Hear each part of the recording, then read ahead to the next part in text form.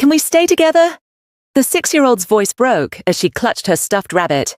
Her sister, only 8, stood like a shield in front of her, protecting her from a world that had already taken everything. Their mother was gone. Cancer. And her dying wish was written on a crumpled note. Please don't let them be separated. She'd sent them to the one man she'd ever trusted. A man she hadn't seen in 7 years. A man who'd built an empire on never letting anyone get close.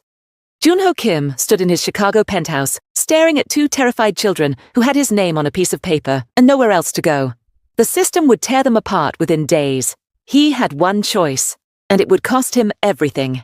It started with rain hammering against the floor-to-ceiling windows. Junho stood motionless, watching the city blur beneath the storm. His phone buzzed for the 3rd time in 2 minutes. He ignored it. Nothing good came from repeated calls at midnight. Sir, you need to take this. Marcus, his head of security, appeared in the doorway, his usual calm replaced by something close to urgency. Junho turned slowly. In 15 years, he'd built an empire on reading people, on knowing when someone was lying, when they were afraid, when they were about to betray him. Marcus was none of those things. Marcus was worried. There are 2 children at the service entrance. They have your name. The words hung in the air like a challenge. Junho's jaw tightened.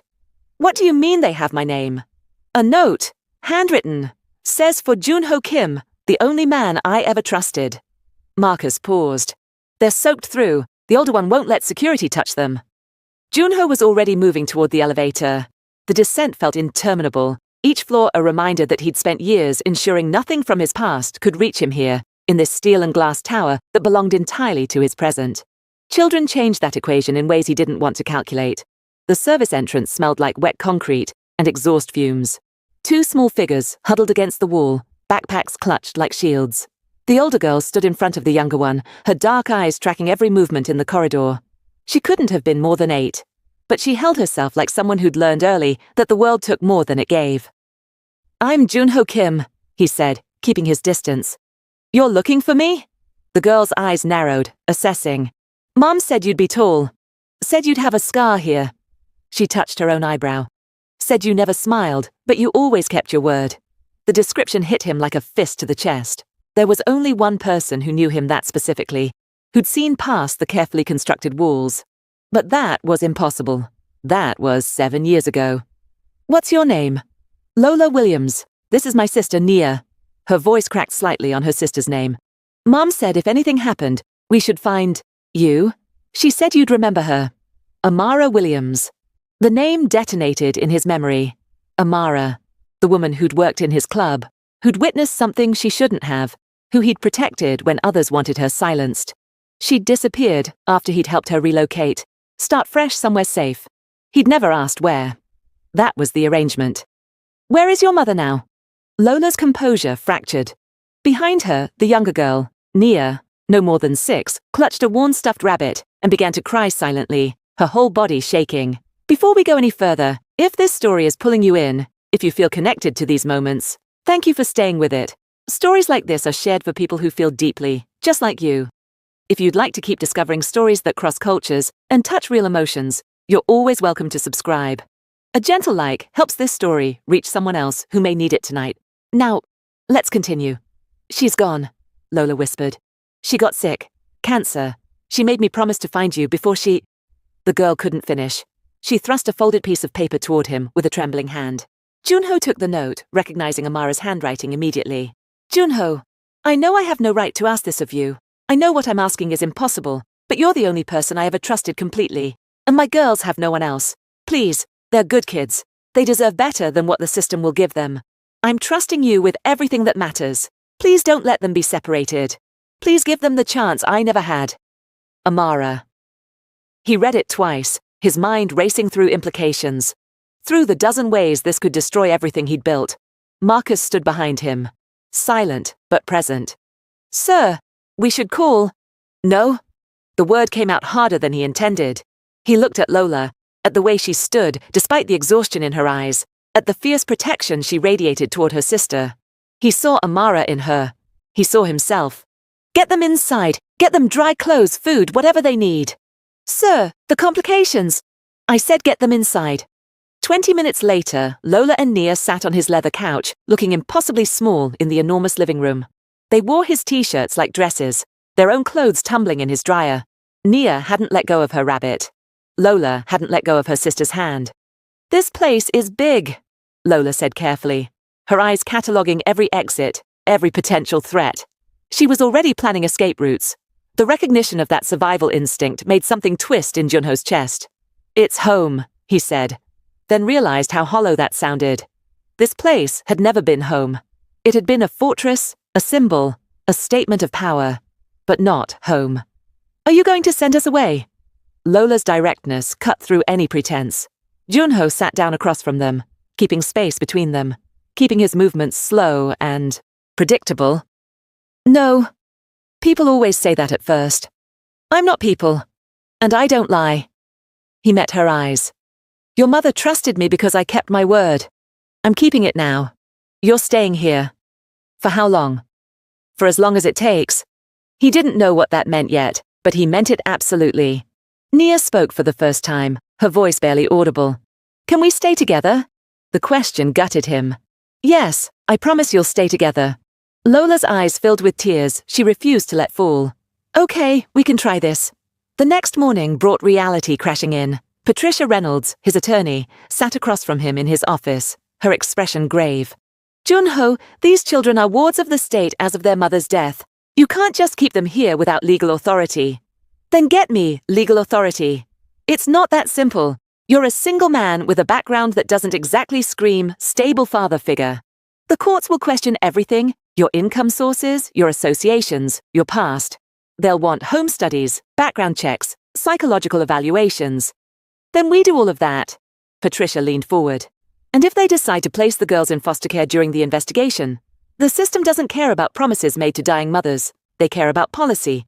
And policy says these girls could be separated into different homes while this gets sorted out." Junho's hands clenched. "That's not happening." "Then you need to be prepared for a fight. Emergency guardianship might be possible if we can prove immediate harm would come to them otherwise, but that means opening your entire life to scrutiny. Everything, Junho. They'll dig into your finances, your business, your past. Are you ready for that?" He thought of Lola's question. "Are you going to send us away?" He thought of the promise he'd made. "Yes, do whatever it takes." The home visit came 3 days later. Sarah Mitchell, a social worker with 20 years of experience and eyes that missed nothing, walked through his penthouse with a clipboard and the expression of professional skepticism. "And what exactly do you do, Mr. Kim?" "Import-export business. International trade." The lie came smoothly. "Practiced over years." "That's vague." "It's complicated." Sarah made a note. "The girls seem well-fed, clean, appropriately dressed. That's good." She turned to where Lola and Nia sat at the kitchen island, colouring. "Can I speak with them privately?" Junho nodded, retreating to his office but leaving the door cracked. He heard Sarah's gentle questions. "How are you feeling here, Lola?" "It's okay." "Just okay?" A pause. "It's better than some places we stayed before. Before your mum got sick." "Yeah." "And Nia, how's your sister doing?" Lola's voice dropped. "She cries at night, but Mr. Kim, he doesn't get mad. He just sits outside our door until she stops. He thinks we don't know, but we do." Junho closed his eyes. He'd thought they'd been asleep. "Do you feel safe here?" "I don't know yet, but I think so. He promised we'd stay together. Mum said he keeps his promises." After Sarah left, Lola found him on the balcony. "Did we say the right things?" "You said the truth. That's all that matters." "Will they let us stay?" "I'm going to make sure of it." "You can't promise that. Adults can't control everything, even if they want to." Her worldly wisdom at 8 years old made his throat tight. "You're right. But I can promise I'll fight for it. I can promise I won't stop fighting." She studied him for a long moment. "Okay, that's fair." That night, Marcus brought news that shattered the fragile peace they'd been building. "We have a problem. David Chen is making moves on the Southside operations. He's telling people you're distracted, that you've gone soft, that now's the time to challenge your territory." Junho's jaw clenched. David Chen was ambitious and ruthless, exactly the kind of threat that required immediate and decisive response. "Set up a meeting." "Junho, if this goes wrong." "It won't. Make the call." The meeting happened in a neutral warehouse, surrounded by enough security to start a small war. David Chen arrived with his usual swagger, his eyes taking in Junho's carefully controlled expression. Junho Kim, I heard you're playing house now. 2 little girls? That's sweet. Really warms the heart. You asked for this meeting. Get to the point. David grinned. The point is, you're vulnerable now. You've got something to lose that isn't just business. That makes you weak. So here's my offer. You give me the south side. I leave you alone to play daddy in your tower. Junho moved so fast, David didn't have time to flinch. One moment he was standing across the table, the next his hand was wrapped around David's throat, slamming him against the concrete pillar. Let me make something crystal clear. Junho's voice was deadly calm. Those girls don't make me weak. They make me dangerous in ways you can't comprehend. Because now I have something worth protecting, and I will burn your entire operation to the ground to keep them safe. You have 24 hours to shut down every move you've made on my territory. If you're still in Chicago after that, I'll make sure you leave in pieces. He released David, who stumbled back, gasping. You have 24 hours. Don't waste them. When he returned to the penthouse hours later, Lola was waiting in the living room, despite the late hour. You told us you were at a business dinner. Junho froze. You should be asleep. Where were you really? Her eyes were too knowing, too sharp. He sat down heavily, suddenly exhausted. Handling something that needed to be handled. Something dangerous? Yes. Because of us? The question hung in the air. He could lie, he should lie. But he'd promised honesty. Partly. There are people who think having you here makes me vulnerable. I was correcting that. Assumption. Lola's face crumpled. We're making things hard for you. No. He moved to kneel in front of her. Listen to me. You're making things different. But different isn't bad. What happened tonight would have happened eventually anyway. That's just the world I live in. Can you leave that world? Can you choose to be different? The question pierced him. I don't know yet. But I'm trying to figure it out. She nodded slowly. Mom said people can change if they really want to. Do you really want to? Yes, I really want to. 2 weeks later, Junho called a meeting with his inner circle. 7 men who'd been with him for years, who'd built this empire alongside him. Marcus stood at his right hand as always. I'm restructuring everything, Junho announced. Marcus will handle day-to-day operations. I'm stepping back from fieldwork, from the kind of situations that require my physical presence. I'm still making strategic decisions, but I'm delegating execution. Why? The question came from James, his oldest associate. Because I have other priorities now. The kids. It wasn't a question. Yes. James leaned back, studying him. You really doing this? Playing father to 2 girls you didn't even know existed 2 weeks ago? I'm not playing at anything. Their mother trusted me with them, and I'm honoring that trust. At what cost to the business? Whatever it takes. Junho's voice was steel. This organization will adapt. We've adapted to worse. Marcus stepped forward. He's right. We can make this work. But we need everyone's buy-in. Slowly, one by one, the men nodded. James was last, but when he spoke, there was respect in his voice. If you're all in, we're all in. Let's make it work. 6 months later, Junho stood in family court, his suit perfectly tailored, his expression carefully neutral. The judge, Margaret Holloway, had a reputation for being thorough and unforgiving. She'd reviewed every document, every home study report, every psychological evaluation. Sarah Mitchell testified first. Mr. Kim has exceeded every expectation. The girls have thrived in his care. They're attending school regularly, receiving therapy to process their trauma, and showing remarkable progress.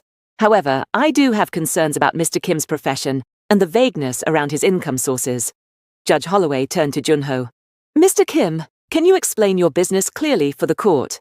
I oversee various business interests, primarily import-export operations. My finances are documented and legal. It was true, technically. Everything was legal now, laundered through legitimate businesses. That's still vague. My business requires discretion, but I can provide any financial documentation the court requires. What about safety? Can you guarantee these children won't be exposed to danger from your past associations? The question cut to the heart of everything. Your Honor, I can't guarantee perfect safety. No parent can, but I can guarantee I will do everything in my power to protect them. I've restructured my entire life around their needs. I've established legal trusts to ensure their care if anything happens to me. I've hired security specifically to keep them safe. And I show up every single day, even when it's hard, especially when it's hard. That's what being a parent means to me now. The judge reviewed her notes in silence. Minutes stretched into eternity. Finally, she looked up. Mr. Kim, I'm approving this adoption on a provisional basis. The girls will remain in your custody, but I'll be monitoring this situation closely. If I have any indication that their safety is compromised, I will not hesitate to revoke this decision. Do you understand? Yes, Your Honor. Thank you. Outside the courthouse, Lola grabbed his hand for the first time voluntarily. We're really staying. You're mine now, both of you. Nia hugged his leg, her rabbit clutched in one hand. Can we get pizza? Junho laughed, the sound strange and wonderful. We can get whatever you want. That night, after pizza and ice cream and a movie they all fell asleep during, Junho stood in the doorway of the girls' room, watching them sleep. His phone buzzed with a message from an old contact, offering a lucrative deal that would have intrigued him a year ago. He deleted it without responding. Marcus found him there an hour later. You good? Yeah, I'm good. David Chen left the state, by the way. Word is he's not coming back. Good. And the adoption's final next month, after the provisional period. I know, Marcus smiled. You're really doing this. All in. All in, Junho confirmed. 1 year later, Junho lived in a house in Evanston, with a backyard and a swing set. The penthouse stood empty, maintained but unused. Lola, now 9, called him Dad without hesitation. Nia, 7, had stopped having nightmares months ago. He ignored business calls during dinner, during homework time, during bedtime stories. Marcus handled crises. The organization adapted and thrived under the new structure. Late one night, Lola appeared in his doorway, unable to sleep. Can I ask you something? Always. Do you ever miss your old life? Junho considered the question honestly. Sometimes I miss the simplicity of it. I always knew who I was, what I was supposed to do. Now everything's more complicated. But better? So much better. He smiled at her. Your mom trusted me with you, and you both trusted me enough to stay. That's worth more than anything I had before. Lola climbed onto the couch beside him. She would have liked this. Seeing us safe and happy. Seeing you become someone different. I hope so. I know so. She leaned against his shoulder. Thanks for keeping your promise, Dad. Junho wrapped his arm around her, feeling Nia's weight as she joined them moments later, and thought about the man he'd been a year ago, alone in a tower, convinced that isolation was strength. He'd been wrong about everything that mattered. Thank you for giving me the chance, he said quietly. Outside, Chicago glittered in the darkness. The same city, but an entirely different world. And for the first time in 15 years, Junho Kim was exactly where he belonged. If you stayed until the end, thank you. That means this story met you somewhere personal. If you'd like to keep walking through stories like this with us, you're welcome to subscribe.